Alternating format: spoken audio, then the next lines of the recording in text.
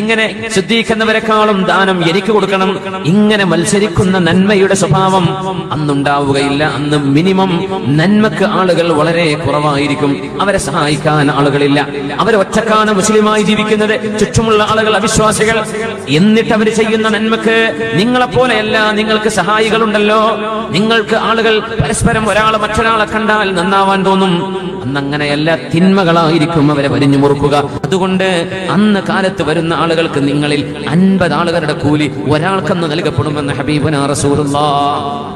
ഹബീബിനെ കാണാൻ കഴിയാതെ പോയതിന് അല്ലാഹു ഈ ഉമ്മത്തിന് പകരം നൽകുന്ന നന്മയാണത്. നബി തങ്ങളുടെ കാലത്ത് ജനിക്കാതെ പോയതിന് നമുക്ക് അല്ലാഹു പകരം നൽകുന്ന ചെറിയൊരു ചാൻസ്. ഇതുപോലെയുള്ള പ്രതിസന്ധികൾ വരുമ്പോൾ, നിസ്കാരം ഒരു ഭാരമായി മാറുമ്പോൾ, നമ്മളും നമ്മുടെ മക്കളും ഭാര്യ സന്തതികളും നമ്മുടെ കുടുംബവും അല്ലാഹു പറഞ്ഞ പോലെ ജീവിക്കുമ്പോൾ, സ്വഹാബികളിൽ 50 ആൾക്ക് കൊടുക്കുന്ന കൂലി ഇന്നലെ ഒരാണിനും ഒരു പെണ്ണിനും അല്ലാഹു നൽകുകയാണെങ്കിൽ അത് അത്ഭുതമല്ലേ? അത് മാത്രമല്ല, ഹബീബിനെ അന്ന് കണ്ടതുകൊണ്ട് അവർക്കുണ്ടായ ഈമാനിന്റെ വർധനവ് എത്രയാണോ അതിന് സമാനമായ വർധനവ് ഈ ഹദീസുകൾ നമ്മൾ വായിക്കുമ്പോൾ നമ്മുടെ ഈമാനിൽ വേണം. ഇത് ഹബീബിനെ കാണുന്ന പോലെ തന്നെയല്ലേ? അവിടുത്തെ ഹദീസല്ലേ ഇത്?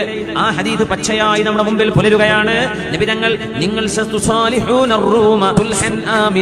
നിങ്ങൾ യൂറോപ്യരുമായിട്ട് നടക്കുന്ന സമാധാന സന്ധി, ആയുധ കരാറുകൾ, സൈനിക ഉടമ്പടികളിൽ നിങ്ങൾ ശാന്തമായി സമാധാനപരമായി ഒപ്പുവെക്കും എന്ന് പറഞ്ഞ ആ വാക്ക് നടന്നു കഴിഞ്ഞിട്ടെന്ന് മിനിമം 60 or 70 കൊല്ലം കഴിഞ്ഞു. ആ വാക്ക് സംഭവിച്ചിട്ട് 2000-ഓടുകൂടെ 40 കൊല്ലമായി. 960 മുതൽ അവിടെ നിന്ന് ഇങ്ങോട്ട് ഒരു 10, 12, 17 കൊല്ലമായി.